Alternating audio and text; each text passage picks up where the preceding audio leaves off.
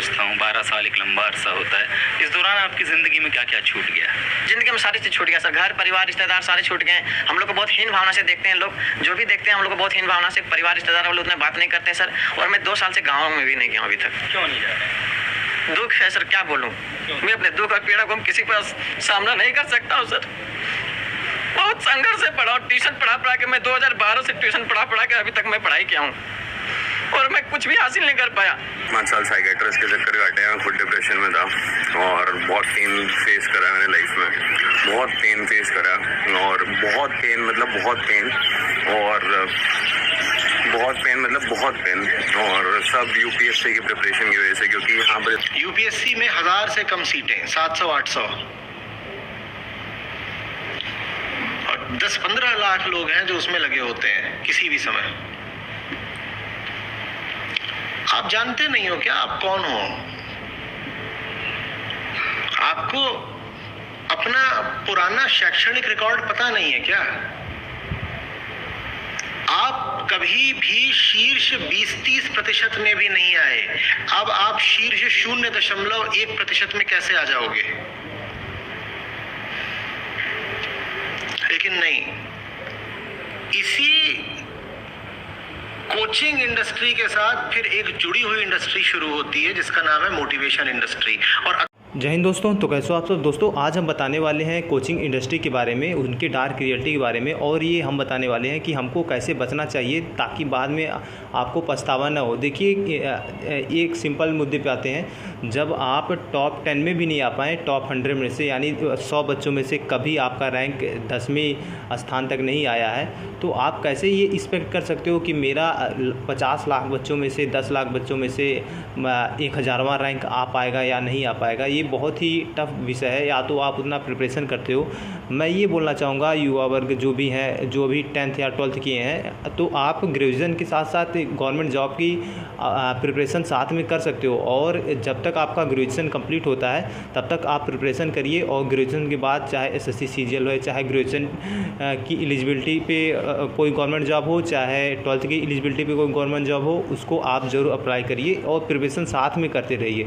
बाद में करने पे क्या होता है कि आप 25 के हो जाओगे, 30 के हो जाओगे, 35 के हो जाओगे, आप प्रिपरेशन करोगे कि मैं यूपीएससी का प्रिपरेशन कर रहा हूँ। उसके बाद नहीं निकलता है, तब उसके बाद जो दुख होता है ना, वो बहुत ही बड़ा होता है। आपको मैं वीडियो पहले से ही दिखा चुका हूँ। तो ये बहुत ही बड़ी बात है। इसके बारे में कोचिंग इंडस्ट्री नहीं बात करती। क्यों नहीं बात करती? क्योंकि उनका रेवेन्यू बहुत ही ज़्यादा जनरेट होता है। आपकी बार नहीं निकाल पाओगे तो फिर अगली बार निकालोगे, फिर अगली बार निकालने के लिए आपको प्रेशर करेंगे। ये साथ में नहीं कहेंगे कि आप साथ साथ में कोई जॉब भी कर सकते हो। देखिए, जॉब के साथ साथ बहुत लोग ने बहुत कुछ क्रैक किया है। मैं देखा कि एसएससी सीजीएल में भी लोग, बहुत सारे लोग थे जो पहले कोई जॉब करते थे, चाहे प्राइवेट जॉब चाहे गवर्नमेंट जॉब, उसके बाद वो एसएससी सीजीएल या वगैरह निकाले या यूपीएससी वगैरह निकाले।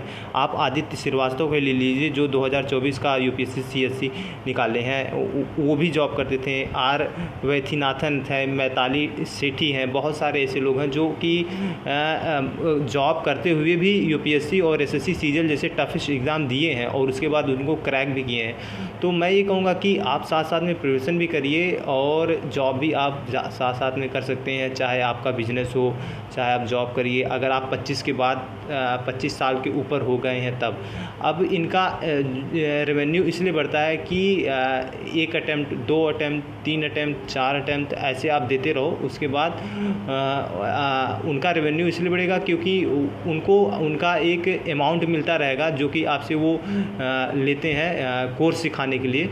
जैसे कि अगर आप बात कर लीजिए 2022 की डेटा के हिसाब से, तो लगभग $20 बिलियन इनका मार्केट साइज हो गया है कोचिंग इंडस्ट्री का। ये आप देख सकते हैं कितना बड़ा यहाँ पे है, $20 बिलियन 2022 के हिसाब से। और देखिए कि जो इंडिया में है वो लगभग 58,000 करोड़ रुपए लगभग यहाँ पे टर्नओवर उनका हो गया है कोचिंग इंडस्ट्री का। अगर हम उनके CAGR रिपोर्ट की बात करें तो लगभग 20% होता है पूरा इंटरनेशनल कोचिंग का। CAGR रिपोर्ट क्या होता है कि कंपाउंडिंग एनुअल ग्रोथ रेट, आगे मैं इनको इसके बारे में बताऊंगा।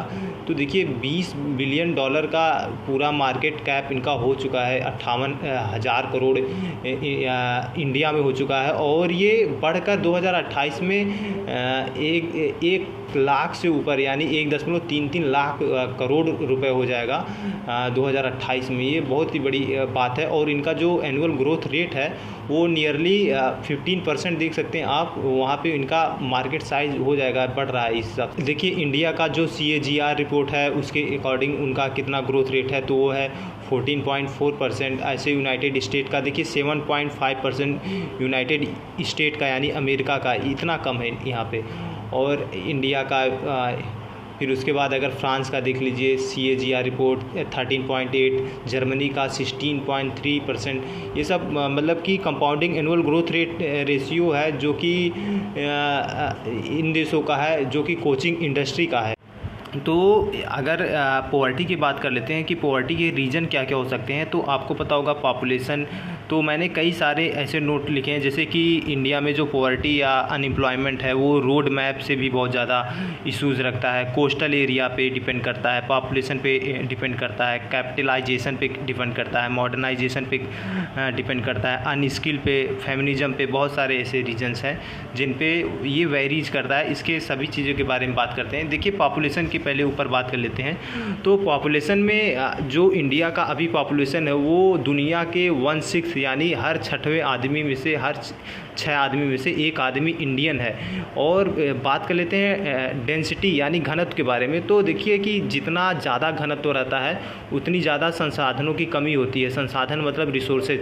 तो जितने भी कंट्रीज़ आप देख सकते हैं उनकी डेंसिटी लगभग कम, बहुत ज़्यादा कम होती है कंपेयर टू इंडिया। इंडिया में अभी डेंसिटी सबसे ज़्यादा हो सकती है। जैसे कि आप अगर चाइना का देख लीजिए, चाइना का एरिया बड़ा है और इस पॉपुलेशन के हिसाब से वहाँ पे डेंसिटी बहुत कम है। यूनाइटेड स्टेट देख लीजिए, और जगह जहाँ विकसित देश हैं वहाँ डेंसिटी बहुत ही कम है। इसी वजह से वहाँ पे पॉवर्टी का रीजन कम हो सकता है। ये पहला कारण है। और दूसरा कारण रोड मैप। देखिए इंडिया का रोड मैप सिस्टम है जो कि रेड कलर की जितने भी दिख रही हैं आपको वो इंडिया के नेशनल हाईवे हैं। तो अभी देखिए कि मुंबई से लेके दिल्ली, दिल्ली से फिर कोलकाता, कोलकाता से चेन्नई, चेन्नई से लेके फिर ऐसे मुंबई होते हुए ये एक हाईवे है। और उसके बाद मैं बात करता हूँ जैसे कि जो आप दिल्ली में देखते होंगे तो दिल्ली में बिहार के लोग बहुत ज़्यादा लोग आते हैं, उत्तराखंड से आते हैं, पंजाब से आते हैं, हरियाणा से जाते हैं, और ऐसे करके बहुत सारे यहाँ पे झारखंड से भी लोग जाते हैं। और फिर मुंबई में अगर देख लीजिए तो मुंबई के जितने भी MP से आते हैं, गुजरात से बहुत ज़्यादा आते हैं, केरल से आते हैं, ऐसे करके, और बेंगलोर से भी आते हैं। तो इन सब चीज़ों में मुंबई से लोग यहाँ पे कमाने आते हैं। ऐसा रीज़न इसलिए है क्योंकि जो इंडिया का रोड मैप है उसके हिसाब से देखिए जितने भी रोड मैप इस कैटेगरी में आते हैं और कोस्टल एरिया में आते हैं वहाँ ही इंडस्ट्रियल एरिया है, मतलब कि वहाँ पे रोज़गार के क्षेत्र हैं जैसे कि आपको दिखा रहे हैं। देखिए यहाँ पे दिल्ली रीजन में, और फिर उसके बाद मुंबई में, फिर बेंगलुरु में, फिर चेन्नई में, हैदराबाद, फिर कोलकाता, ये सब नेशनल हाईवे के हिसाब से है कि नेशनल हाईवे यहाँ पे देखिए बनी हुई है। जहाँ पे नेशनल हाईवे का सिस्टम है, इसका एक और रीज़न हो सकता है कि जो कि है यातायात का, यानी कि ट्रेड का सिस्टम। जैसे मुंबई से जब कुछ आता है तो उसके बाद वो दिल्ली या नोएडा में जाता है, उसका भी रीज़न होता है। बिहार में इसलिए इंडस्ट्री कोई नहीं लगाना चाहता क्योंकि जो कि ट्रेड का सिस्टम है, व्यापार का, यात्रा का सिस्टम है, वो बहुत ही लेंदी, बहुत ही दूर पड़ जाएगा, बहुत ही कॉस्टल पड़ जाएगा। और जो भी इंडस्ट्री में घटता बढ़ता है वो मुंबई और दिल्ली के बीच में रूट सिस्टम में आ जाता है। बिहार में इसी वजह से रीज़न है कि बिहार में बहुत ही कम इंडस्ट्रियल एरिया है। और जितने भी आपका रेड कलर का दिख रहे हैं रोड, वहीं पर ही इंडस्ट्रियल एरिया बहुत ज़्यादा है। वहीं पे लोग बहुत ज़्यादा जो भी लोअर कास्ट के लोग हैं वो लोग कमाने यहाँ पे जाते हैं। जैसे कि बिहार के लोग जिनका इनकम बहुत कम है बेसिकली, वो लोग वहाँ पे कमाने जाते हैं। जैसे दिल्ली में गए, बिहार के लोग दिल्ली के जाएंगे, उत्तराखंड के लोग जो कि इंडस्ट्रियल एरिया में काम करना चाहते हैं। आप अच्छी जॉब के लिए भी देख सकते हैं कि दिल्ली में ही लोग अच्छी जॉब करने के लिए जाएंगे, मुंबई में अच्छी जॉब, और चेन्नई में गवर्नमेंट जॉब की बात अलग है। और बाकी जब भी अच्छी जॉब की बात होती है तो पुणे, मुंबई, बेंगलोर, चेन्नई, कोलकाता, दिल्ली, यही सब बात यहाँ पे होती हैं। इसका मेन रीज़न एक रोड मैप है, यानी यातायात का साधन। अगर रोड मैप अच्छा रहता है तो सिस्टम बहुत ही अच्छा चलता है, मतलब कि इंडस्ट्रियल एरिया बैठाने में, इसका मेन रीज़न। और दूसरा रिवर का भी इसमें बहुत ही बड़ा हाथ होता है कि जो भी जितने भी इंडस्ट्रियल एरिया हैं उनको पानी की बहुत ज़रूरत होती है, और पानी रिवर से ही फुलफ़िल हो सकती है। और देखते हैं आपकी पोल्यूशन कितना ज़्यादा लोग कर देते हैं रिवर्स में, अपने नदी में। आप देखिए अगर दिल्ली में जाएंगे तो यमुना और हिंडन रिवर इतनी गंदी है कि आप वहाँ पे टिकना नहीं चाहेंगे। आप उसको स्पर्श यानी टच करने की बात ही छोड़ दो, वहाँ पे जाने की बात ही छोड़ दो, वो इतना ही गंदा है। तो ये भी सिस्टम है कि रिवर्स हो गया और रोड मैप हो गया, दोनों ही बहुत ज़्यादा डिपेंड करता है यहाँ पे कि किसी चीज़ को बढ़ावा देने में, किसी इंडस्ट्रियल एरिया को बढ़ावा देने में। और तटीय क्षेत्र, मेन तटीय क्षेत्र होता है। जैसे देखिए आप मुंबई में, फिर चेन्नई में, फिर कोलकाता में, यहाँ पे क्योंकि कार्गो शिप जो भी होते हैं, क्रूज़ होते हैं, और जितने भी ट्रेड होते हैं इंटरनेशनल ट्रेड, वहाँ पे भी बहुत ज़्यादा लाइज करते हैं। आप अगर देखिए जितने भी विकसित देश हैं, जैसे कि अगर शहरों की बात करें तो न्यूयॉर्क हो गया, फिर उसके बाद लंदन हो गया, चाहे सिंगापुर हो गया, चाहे दुबई हो गया, चाहे जापान हो गया, तो ये सब मतलब कि किसी न किसी समुद्री तट से लगे हुए हैं। इसी वजह से वहाँ पे ट्रेड सिस्टम बहुत ही अच्छा है, इसके कारण उनका रेवेन्यू भी बहुत ही अच्छा है। ये एक बड़ा रीज़न होता है जो मेरे हिसाब से है। अब यहाँ बात कर लेते हैं कि ये हो गया कोस्टल एरिया का मैंने बता दिया कि जो भी है मुंबई और न्यूयॉर्क और जापान वगैरह में उनका मतलब कि समुद्री जो यात्रा है वो बहुत आसान रहती है, जिससे कि जो कि आना जाना रहता है आयात निर्यात का, वो बहुत आसानी से होता है। इस वजह से वो भी डिपेंड बहुत करता है। रोड मैप का मैंने बता दिया, पॉपुलेशन में रिसोर्सेज बहुत ज़्यादा कम हो जाते हैं। कैपिटलाइजेशन में मतलब कि जो कि स्मॉल कैप है, लघु उद्योग जिसे कुटीर उद्योग बोलते हैं, ये धीरे धीरे बढ़ावा देना चाहिए। अभी आपको मैं रिपोर्ट दिखाता हूँ कैपिटलाइजेशन का। देखिए जितने भी कैपिटलाइजेशन कंट्री है, कैपिटलिस्टिक कंट्री है, उनका देख सकते हैं आप कि वो कितने ज़्यादा विकसित हैं। जैसे कि यूनाइटेड स्टेट हो गया, कनाडा हो गया, जर्मनी हो गया, यूके हो गया, जापान हो गया, साउथ कोरिया हो गया, यहाँ पे बांग्लादेश भी है। यानी कैपिटलिस्टिक बहुत बड़ी बुरी चीज़ नहीं होती है जहाँ तक किसी कंट्री को आगे बढ़ाने में। कैपिटलिस्टिक का बहुत ही दुष्परिणाम भी होता है। जैसे कि आप अगर बात करें तो जो अनइक्वलिटी होती है, इनकम अनइक्वलिटी, वो बहुत ही ज़्यादा होती है, क्योंकि कैपिटलिस्टिक यानी जो भी बड़े लोग हैं उनका इनकम बढ़ता जाता है और जो गरीब लोग हैं उनका इनकम धीरे धीरे घटता जाता है। ये कैपिटलिस्टिक का बात करते हैं, कैपिटलाइजेशन का। और मॉडर्नाइजेशन भी इसमें बहुत ही वेरी करता है। कैपिटलिस्टिक तभी हो पाती है जब मॉडर्नाइजेशन होता है। मॉडर्नाइजेशन मतलब कि नवीनीकरण, जैसे कि कोई चीज़ नया आ गया, जैसे कि अगर कंप्यूटर आ गया या कोई मशीन आ गई। जैसे कि आपने सुना होगा कि जब इंडिया में अंग्रेज आए थे तो यहाँ से वो कपास ले जाते थे और वहाँ पे जाके कपड़ा बनाते थे और अच्छे और सस्ते दाम में भारत में ही आके कपड़े बेचते थे। तो यहाँ मशीनीकरण या मॉडर्नाइजेशन ही हुआ था। इसी वजह से बहुत ही कम समय में बहुत ही अच्छा, उम्दा और बहुत अधिक मात्रा में वो लोग सामान क्रिएट कर देते थे। तो इससे केवल एक आदमी का ज़्यादा फ़ायदा होता था। और जैसे हथकरघा में लोग छोटे छोटे लोग कई सारे लोग बनाते थे, तो उससे सभी लोगों का फ़ायदा होता था। कैपिटलाइजेशन में क्या हो गया कि मशीनीकरण आने से कैपिटलाइजेशन बढ़ जाती है, ये हमारे हिसाब से। अभी आप बात कर लेते हैं जैसे कोचिंग इंडस्ट्री का बात कर ले तो मॉडर्नाइजेशन आने की वजह से, एडटेक आने की वजह से देखिए कोचिंग इंडस्ट्री जो भी है वो बढ़ जा रही है। अपने देश के भी जो जितने भी कोचिंग इंडस्ट्री है, छोटे छोटे कोचिंग अब रहे ही नहीं है, जो कि ऑफलाइन क्लासेज हैं। अब ऑनलाइन क्लासेज वाला ज़्यादा होने से कैपिटलाइजेशन यानी वहाँ पे बढ़ गया है।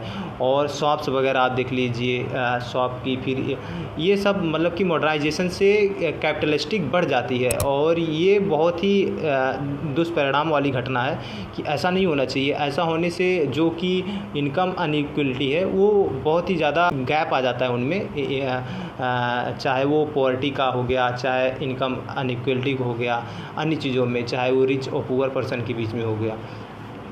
और जो मैंने लिखा है छठा कारण वो है अनस्किल्ड मतलब कि न जानना, यानी किसी चीज़ को ऑपरेट करना न जानना। ये भी बहुत बड़ा मैटर करता है कि और बहुत सारी चीज़ें जैसे फॉरेन, इंडिया में मेन कर फॉरेन है, अगर आप अनस्किल हो तो फॉरेन लोग उसका लाभ लेते हैं, जैसे कि इंस्टाग्राम हो गया, गूगल हो गया, LG हो गई, ये सब कंपनियां चाहे वो इंफ्रास्ट्रक्चर उसका अच्छा न हो तो उस पर भी वेरी करता है कि मॉडर्नाइजेशन नहीं है तो दूसरे विदेश के यहाँ पे आयात करने पड़ते हैं। इस वजह से भी जो कि विदेशी निवेश है वो कम होता जाता है और विदेश के लोग हमारे यहाँ से पैसा ले जाते हैं। ये भी रीज़न है कि अगर इंडिया का अपना इंस्टाग्राम होता या अपना गूगल होता, अपना यूट्यूब होता तो जो रेवेन्यू अपने देश को मिलनी चाहिए वो उनको नहीं मिलती। ये भी बहुत बड़ा रीज़न है। फेमिनिज़म मैंने इसलिए लिखा है क्योंकि स्त्रीवाद जो है, नारीवाद जो है वो भी बहुत बड़ा कारण होता है। गांव वगैरह में जो रूरल एरिया में वहाँ पे लोग नहीं जाने देते हैं स्त्रियों को काम पे, चाहे वो कितने भी गरीबी में रहे, तो ये भी रीज़न होता है स्त्रीवाद को।